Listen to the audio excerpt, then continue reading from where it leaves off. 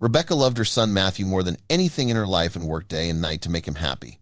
But the one toy he asked for, she couldn't manage to buy in time.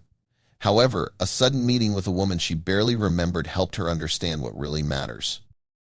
Paperwork surrounded me, stacked up like tiny mountains on my desk. I was completely absorbed, filling out one form after another. My eyes shifted between the documents on my computer screen, double-checking every detail. I was so focused that I barely noticed the time ticking away. Suddenly, my colleague Kate's voice cut through my concentration. "Hey, Rebecca, we're all heading out now. Are you coming soon?" Without even looking up, I replied, "Yeah, just a few more things to finish. We're thinking of stopping by the cafe after work. Want us to wait for you?" I shook my head, finally glancing up. "I can't today. I promised Matthew I'd get his favorite toy." "Oh, but it's Black Friday," Kate reminded me with a raised eyebrow. "There's probably nothing left by now." "What?" My heart dropped as I glanced at the clock, realizing how late it was. The time had flown by without me even noticing. "Oh no, I totally lost track of time. I have to go." I scrambled, gathering my things as quickly as I could, shutting down my computer with one hand while stuffing files into my bag with the other. Kate chuckled, watching my flustered attempt to get out the door. "Good luck with the shopping, you're going to need it," she called, her amused voice echoing behind me as I bolted from the office. I knew she was right. Black Friday sales had been going on all day, and by now, the stores would be packed, with shelves likely half empty. But I had promised Matthew I'd get that toy, and no matter what, I had to try. As I dashed into the mall, my heart pounded with urgency. I headed straight for the toy store that Matthew loved, my mind racing with both excitement and worry. Images of his hopeful little face filled my thoughts, and I couldn't help but remember the last time we were here together, about a month ago. Matthew had asked me, "Mom, let's walk around a little longer. I wanted to spend more time with you." It was a simple request, but it had struck me hard. At that moment, I realized that time with me had become a precious rarity for him. Work had consumed so much of my attention lately. I told myself it was for Matthew's future, for the security I wanted to build for him. But in focusing on tomorrow, I had let today slip by too often, forgetting how much joy a little time and attention could bring him. That realization had weighed on me, making this shopping trip even more urgent. I had promised him, "I'll get you any toy you want, and we'll play with it together." I couldn't let him down. I had to make good on my promise. But as I sprinted through the store, my hope began to fade. The shelves were nearly empty, and shoppers were rushing past me in all directions. But when I finally found the shelf, my stomach dropped. It was almost completely bare. The robot wasn't there. Panicking, I scanned the aisles, hoping to spot another version or something similar. But nothing felt right. It wouldn't be the same. I knew that choosing something else would be breaking my promise. I was on the verge of giving up when I noticed a young boy nearby holding hands with his mother. And in her arms, I saw the robot, the one I had promised Matthew.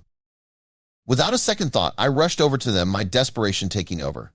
"Excuse me, please, can you hear me out?" I asked, my voice more urgent than I intended. The woman looked at me, startled. "What's going on? What do you need?" I took a deep breath, trying to explain as quickly as possible. "That robot, I really need it. I promised my son I'd get him this exact one, and it's the last one left." She held the robot protectively, giving me a sympathetic but firm look. "I'm sorry, but my son wants it too."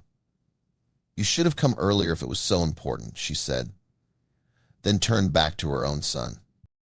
"Let's go, Robbie." Seeing them about to leave, my desperation only grew. I felt a pang of helplessness, and before I knew it, I reached out and grabbed the box. "What are you doing?" "Let go of the box." "I'll call security," she cried, her voice rising. I knew how this looked, but I couldn't stop myself. "You don't understand," I pleaded. "I really need this robot. I'll pay you for it, please just choose something else." My voice trembled, and I felt my heart racing faster. "Security! Help!" she shouted, her face a mix of shock and anger. At that moment, something caught my eye. A familiar birthmark on her neck. It looked like Texas, and suddenly a memory flooded back. I froze, my hand dropping from the box as the realization hit me. In the chaos, the robot slipped from our grasp and hit the floor with a sharp crack. I gasped, horrified, as I knelt down and saw the damage. Pieces of the robot lay scattered, and the reality of what I'd done sank in. Oh no, what have I done? I whispered, my hands hovering over the broken pieces, feeling utterly defeated. The woman looked at me with a disappointed shake of her head, then turned and walked away with her son without another word. "Wait," I called out, my voice thick with regret. "I'm so sorry, I didn't mean to." But she ignored me, and I couldn't blame her. I had lost control, and now the one toy I'd come for was broken. A security guard approached, his face stern. "Mom, you'll need to pay for that toy," he said. I nodded, barely able to meet his gaze. "Yes, of course I'll pay," I mumbled, reaching for my wallet, feeling utterly defeated and more embarrassed than I could ever remember. After paying, I rushed outside, scanning the crowd until I spotted the woman and her son walking toward the parking lot. I waved my hand, calling out as I jogged toward them. "Wait, please hold on," I shouted, hoping she'd hear me over the bustling sounds around us.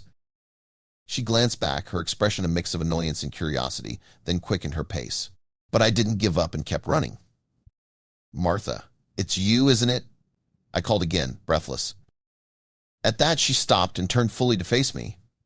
I slowed down as I approached her, catching my breath, and gave her a nervous smile. "It's me, Rebecca. Do you remember? We were in elementary school together." She blinked. Then a look of recognition spread across her face. "Rebecca? The same Rebecca? Oh my goodness, it's been years." I laughed, a little relieved. "I recognize you by your birthmark.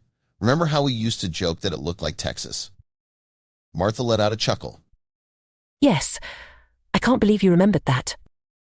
"It's hard to forget," I replied, feeling a strange warmth in my chest. "It's kind of a shame we had to meet like this. I am really sorry about that robot." Martha gave me a sympathetic smile. "Yeah, don't worry. I understand. It looked like you really needed it." I sighed, feeling a bit of the guilt I'd been holding on to lift. "I'm so sorry. I don't know what came over me back there. I didn't mean to ruin your day." I looked down at her son, who was watching us with wide, curious eyes. "What's your son's name?" "This is Robbie," Martha said, ruffling his hair. I bent down so I could look Robbie in the eye. "Robbie, I'm really sorry. I feel terrible that you missed out on the robot because of me." Robbie just shrugged and grinned. "It's okay. My mom and I are fun even without toys." Martha laughed. "That's true. Last night I used a mop as the villain in our game." "Don Mop," Robbie shouted with a big grin, obviously proud of their creativity. I chuckled, touched by their playful spirit. "I'll have to try that sometime," I said, smiling warmly at Robbie. Then I turned back to Martha, feeling a surge of gratitude. "I'm really sorry for my behavior back there. Please let me make it up to you both. Why don't you come over for dinner tonight? I'd love for you to meet my son, Matthew." Martha hesitated, then her face softened into a smile. "Why not? We haven't seen each other since school, and I think we have a lot to catch up on." At home, as I opened the door, Matthew ran over with a huge smile on his face. "Mom," he cried, hugging me tightly. "Hi, honey, I missed you so much," I said, hugging him back. I looked over at our guests. "Matthew, I want you to meet my old friend Martha and her son Robbie." Matthew gave them a shy but friendly smile. Then he turned to me, his excitement faltering a little. "Did you get the robot?" I took a deep breath, feeling a pang of disappointment. "No, sweetheart. I'm really sorry. I couldn't get it," I said gently. Matthew's shoulders slumped, and for a moment he looked down, visibly disappointed.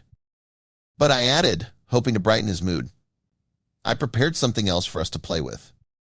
His eyes lit up a bit, curiosity flickering across his face. "Really?" The evening turned out to be more fun than I had expected. The boys played together happily, and after a while, Martha and I decided to join in. I found an old vacuum cleaner in the closet, draped it in some old clothes, and gave it a silly makeover. "And here comes Professor Robotin," I announced in my best villain voice, moving the robot around in a dramatic, slow-motion way. The boys burst into laughter, diving right into the game, their excitement filling the room. Martha and I couldn't stop smiling as we watched their joy. The laughter was infectious, reminding me that it wasn't about the toys or the fancy things. That night, I realized that Matthew didn't need an expensive robot to be happy. All he really needed was me, right here, sharing these moments together.